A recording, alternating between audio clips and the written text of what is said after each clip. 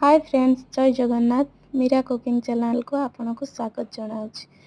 मु आज गोटे नुआ प्रणाली आंब आचार नहीं आसी।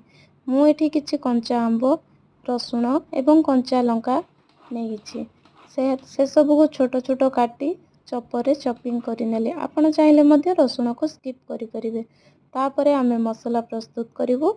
मसला नहीं फुटण एवं कला सोरिष। फुटण नेबार कारण जहाँ सब आंब आचार दि जाए से सब फुटण थाए से मुझे फुटण यूज करुँची। फुटण को लो फ्लेम रे आमे भल भाव भाजी नेबू। तापर से पैन ले गरम थिबा पैन ले आमे गैस को ऑफ करी से कला सोरिष को मध्य भाजी नेबू। दुईटा जाक ठंडा हो गला परे ताकू मिक्सी रे फाइन पाउडर बनै नेबू।